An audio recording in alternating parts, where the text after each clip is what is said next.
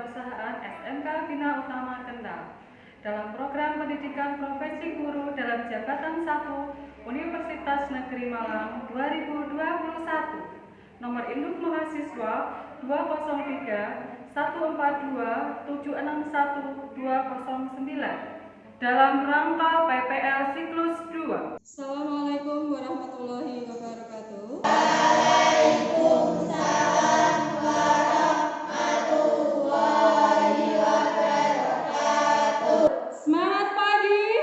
Pagi. Bina Utama luar biasa. Apa kabar? Sehat luar biasa. Alhamdulillah, pagi hari ini kita masih diberi kesehatan sehingga kita bisa bertemu kembali di dalam kelas. Untuk mengawali pembelajaran pada pagi hari ini, silakan ketua kelas dipimpin berdoa. Sebelum kita mengawali pelajaran pada hari ini, marilah kita berdoa terlebih dahulu. Berdoa menurut agama masing-masing. Berdoa mulai.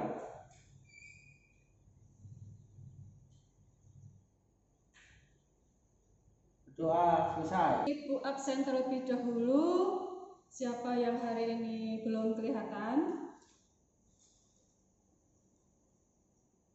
Tes ya. Pandemi COVID-19 di Kabupaten Kendal semakin hari semakin meningkat. Kita perlu menjaga diri, hati-hati, jaga kesehatan, tidak usah keluar rumah jika tidak terlalu penting, segera cuci tangan dan ganti baju ketika sudah sampai di rumah. Pada hari ini kita masih belajar di kompetensi dasar 3.9 menganalisis pemasaran produk. Tujuan pembelajaran 1. Peserta didik mampu menentukan konsep segmentasi pasar. Kita masuk ke segmentasi pasar. Ya. Sebelum kita masuk ke segmentasi pasar, Ibu ingin menggali pengetahuan kalian. Apakah kalian sudah mengenal yang namanya segmentasi pasar? Coba Amel, ini dijelaskan. Apakah segmentasi pasarnya sama jika ini adalah produk perusahaan sepeda motor? Apakah segmentasi pasarnya sama? Karena motor metik lebih disukai wanita, sedangkan motor sport lebih disukai laki-laki. Ya, benar sekali ya. Ternyata kalian sudah mengenal segmentasi pasar. Ini adalah ilustrasi segmentasi pasar. Ya. Di atas masih terdapat sekumpulan orang. Ya. Ini berarti pasarnya masih bersifat luas. Supaya memudahkan perusahaan untuk pemenuhan kebutuhan dan keinginan pasarnya, maka dari yang gambar di atas ini mulailah dikelompok-kelompokkan. Merah campur merah, biru tua masuk biru tua, biru muda masuk biru muda. Berarti ya, dengan melihat ilustrasi gambar ini tentu sudah dapat disimpulkan apa itu segmentasi pasar. Nisa. Segmentasi pasar yaitu kegiatan mengelompokkan pasar yang luas menjadi sekelompok pasar kecil. Tujuan segmentasi pasar. Pasar lebih dapat dibedakan dengan mengelompokkan konsumen yang sifatnya homogen, maka perusahaan akan lebih mudah memahami kebutuhan dan minat konsumen. Contohnya adalah produk pasta gigi. Merek ini adalah merek legendaris. Ya. Ada perbedaan antara pasta gigi yang atas dengan pasta gigi yang bawah. Ya. Eki, mengapa harus dibedakan, Ki? Karena anak-anak suka pasta gigi yang ada rasanya, sedangkan dewasa suka pasta gigi yang memutihkan. Iya, benar sekali ya. Pelayanan konsumen menjadi lebih baik. Yang pertama, kualitas produk. Yang kedua, harga. Yang ketiga, pelayanan. Ketiga, strategi pemasaran lebih terarah. Coba gambar yang pertama. Betul. Perencanaan produk. Lagi strategi yang lain, misalnya membeli 1 gratis 1 atau membeli 10 gratis 1. Mengenal kompetitor dengan segmen yang sama, perusahaan dapat mengetahui siapa saja pesaing di segmen yang sama dan kegiatan apa yang dilakukan oleh pesaing. Evaluasi target dan rencana bisnisnya. Setelah memahami segmentasi pasar dan karakteristiknya, perusahaan dapat mengevaluasi kegiatan pemasaran sebelumnya sehingga dapat menjadi referensi perencanaan selanjutnya. Syarat-syarat segmentasi pasar. Measurable, dapat diukur. Jika ukuran segmentasi ini sudah ada, untuk pebisnis akan mudah mencari pelanggan. Yang selanjutnya dapat diakses. Segmen tersebut harus mudah dijangkau untuk dilayani. Selanjutnya cukup besar, substansial. Segmen pasar harus besar dan menguntungkan bagi perusahaan. Kalau dapat dibedakan, differentiable, segmen tersebut dapat dibedakan dengan jelas berdasarkan geografisnya. Kita lihat daerahnya yang akan dituju, kepadatan penduduknya bagaimana, iklimnya bagaimana. Tentunya produk kulkas tidak akan laku jika dipasarkan di daerah dingin. Berdasarkan demografis. Baik, siapa di antara kalian yang sudah belajar berjualan? Saya Bu, jualan pulsa. Iya, jualan pulsa. Mas Toba berjualan pulsa. Siapa yang membeli pulsanya? Mas Pelajar. Pelajar di SMK Bina Utama? Ya. Demikian Mas Toba itu sudah mensegmenkan siapa pembelinya. Pembelinya adalah teman-teman kita sendiri di SMK Bina Utama yang jumlah siswanya 1.577 siswa. Dengan demikian, target pasarnya Mas Toba adalah teman-teman kita yang ada di sekolah. Tentunya Mas Toba punya alasan tersendiri. Di sekolah banyak sekali teman-teman yang membutuhkan pulsa. Jadi tidak usah membeli di luar, cukup membelinya di Mas Toba. Ya, keren sekali Mas Toba ya, sekolah sudah berjualan. Sebelum ke lembar kerja peserta didik, kita pantun dulu. Ikan paus dimakan hiu. Aku serius mau bilang I love you.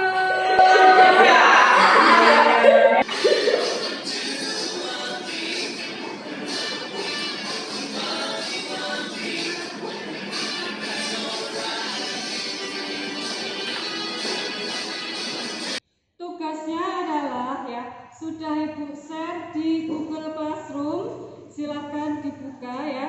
Tugasnya yaitu Membuat mind mapping tentang segmentasi pasar. ya, kerjasama yang bagus. Tentukan produknya dulu, mau aqua, susu anak atau kopi. Baik, 15 menit sudah berakhir. Kelompok 1, silakan siapa yang mewakili untuk presentasi. Assalamualaikum warahmatullahi wabarakatuh.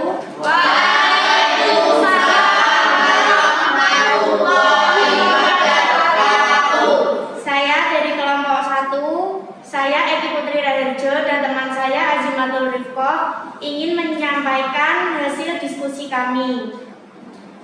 Jenis-jenis segmentasi pasar. Produknya aqua. Berdasarkan perilaku, aqua bisa diminum kapan saja. Untuk memenuhi kebutuhan, aqua dapat diminum 2 liter per hari. Geografis. Iklim mencakup kemarau dan hujan. Kepadatan. Aqua sudah tersebar di sekian dari presentasi kami. Jika di kelompok lain ada pertanyaan, kami persilakan. Langkah apa yang harus ditempuh perusahaan untuk mempertahankan produknya? Dengan cara melakukan inovasi terhadap produknya supaya dapat bertahan dan mampu mengalahkan pesaing yang ada. Baik, mari kita simpulkan pelajaran pada hari ini tentang segmentasi pasar. Yang pertama, coba disimpulkan Mbak Laila. 1. Tujuan segmentasi pasar. Pasar dapat dibedakan pelayanan konsumen menjadi lebih baik. Strategi pemasaran lebih terarah, lebih mengenal kompetitor, evaluasi target dan rencana selanjutnya. Itu tujuan yang pertama. Tujuan yang kedua, Hestin. Dapat diukur, dapat diakses, cukup besar, dapat dilayani. Mengenal pesaingnya, evaluasi target jangan lupa ya, setelah melakukan keseluruhan kegiatan pemasaran ya. Jangan lupa dievaluasi bagaimana strategi pemasarannya, bagaimana produknya, dan bagaimana tingkat penjualannya. Yang kedua, syarat segmentasi pasar. Pasar harus dapat diukur ya, ditentukan ya ukuran, luasnya, siapa pemakai produknya ya, harus dapat diukur, dapat diakses. Produk yang dipasarkan itu harus bisa diakses dari mana saja. Berikan kemudahan-kemudahan ya, supaya pasar lebih cepat ya, lebih enak, mau lewat mana saja bisa segera didapatkan ya, lewat sosial media. Pembayarannya juga dipermudah, bisa pakai m-banking. Cukup besar dan dapat dilayani. Kalau produknya penyebarannya itu cukup besar sehingga produknya mudah didapatkan di mana-mana. Yang terakhir, dapat dilayani ya. Dapat dilayani dengan baik sehingga kita ketika ingin melakukan pembelian akan merasa nyaman ketika melakukan pembelian.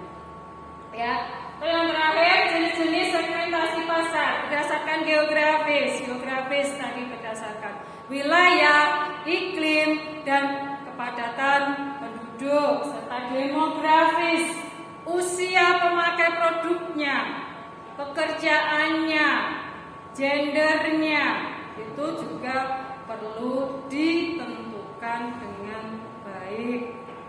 Yang selanjutnya, perilaku seseorang ketika setelah selesai memakai produk itu ya, apa yang dia dapat, manfaatnya apa setelah dia memakai produk tersebut. Yang terakhir, psikografis, berarti berhubungan dengan lifestyle atau gaya hidup seseorang.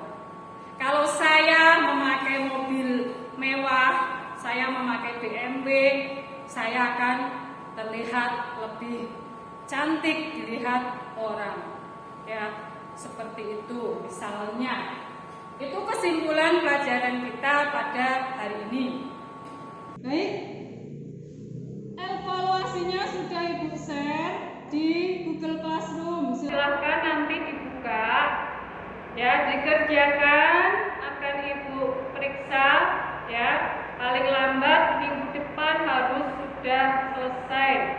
Nanti siapa saja yang nilainya di bawah KKM dan siapa saja yang nilainya sudah di atas KKM.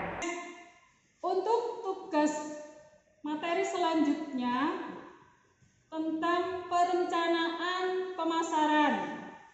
Silahkan anak-anak ya belajar membuat perencanaan pemasaran produk. Demikian pelajaran pada hari ini sudah berakhir. Sebelumnya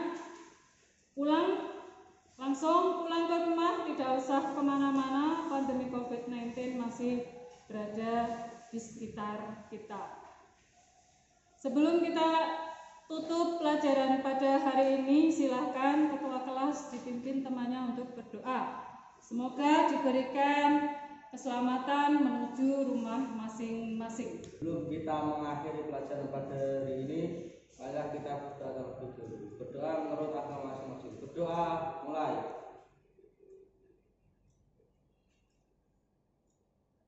Berdoa selesai. Terima kasih